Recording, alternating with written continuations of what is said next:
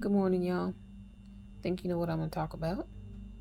Trump decided to drop bunker bombs on 3 locations in Iran: Fort Al, Isfahan, and Natanz. But this was after Tulsi Gabbard had let him know, she's the National Director of Intelligence, that Iran didn't have any nuclear weapons. He didn't want to believe her. In my opinion, he was pissed from the No Kings protests and his pitiful parade. We knew we were going to have to pay for the outpouring of not love but anger at him, right? So this is how he's trying to make himself look like the big bad guy. He's in charge. He's the leader. He's the king. So you don't listen to somebody you chose for the job, Gabbard. You'll listen to Netanyahu, Israeli leader. Didn't another Republican president listen to Netanyahu about some weapons of mass destruction about Iraq? Yeah, we know what really happened with Iraq. That war was because George W. Bush, well, he was upset because in 93, he didn't believe it really happened. There was a plot by Saddam Hussein to do a car bomb and kill his daddy. I distinctly remember seeing video coverage of George W. Bush saying, "They tried to kill my daddy." And that's why we went to war in Iraq. Now, sometimes when America goes to war, or any country goes to war for that matter, it helps the economy. World War II, we were under depression. When we entered the war, when we were forced to enter that war, it helped the economy. The Iraq War didn't help us at all. It hurt us. And we lost 4,500 military men and women. 32,000 veterans came back from the war injured, so we had to take care of them. And overall, the war, the Iraqi war that is, cost trillions of dollars. Now, let's break down where those costs were. Of course, direct military costs to carry out the operation. We had to take care of the 32,000 veterans when they were here, when they came back. And then we had to rebuild infrastructure. So trillions of dollars, not millions, not billions, trillions. Okay? And largely that war was financed by borrowing. So we had to borrow money. That increased the national debt. Oil prices were volatile. They would go up and down all over. Kind of like what they're doing a little bit right now. Right after we bombed Iran, a barrel of oil went up over $80. So we don't know what it's going to do. Probably going to go up a little bit more, right? How is that going to help your economy, America? How? You're going to be paying more for gas. That means you ain't going nowhere, are you? You can't afford to. Yeah. Also, back to that Iraq war. We could have used all that money that we borrowed. We could have used that money to help our infrastructure, education, healthcare. That would have had long-term effects to help the country. And as far as helping businesses, now, if you were directly involved with supplying military supplies for the war, yes, it helped you. But other businesses, it didn't help at all. So again, it cost us. We didn't come out better for that war.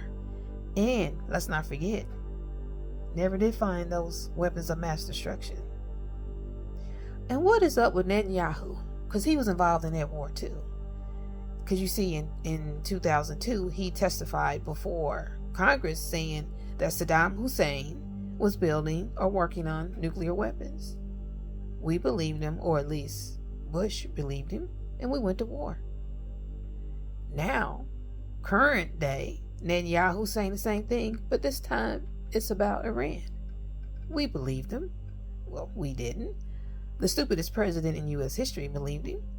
He bombed 3 sites, said they were obliterated. But let me ask you something. If there were nuclear weapons there, wouldn't there have been a bigger reaction or bomb cloud or something? Wouldn't there be radiation in the air or something? No reports of that, have there? There haven't been any, right? And why do U.S. presidents keep believing Netanyahu? Now, I think it was both personal reasons under Bush and now under You know who. Bush was trying to avenge his dad's assassination attempt. Trump is trying to make himself look like the big bad king, the leader. He also is claiming that the silence from other countries, well, that means they're in agreement with America's action. Now, some countries have come out and said, no, we need to work on diplomatic, peaceful ways to end this conflict. We should be bombing each other. And let's not forget what King Charles of Britain said. If you haven't heard his speech, look it up on TikTok or just Google it. And the best line from that is he's basically saying we shouldn't follow a leader that speaks louder than they think. We all know who he's referring to. And I think that's a classic. That's the epitome of a description for Trump. So now soldiers are getting their activation orders. They're feeding them lobster, steak. Don't you get a really good meal right before you go to war? And why does the military do that? Do they think you're not going to come back alive? Not going to come back in one piece? Yeah. Interesting times. And then one more thing. We all know that the Democrats would go for impeachment.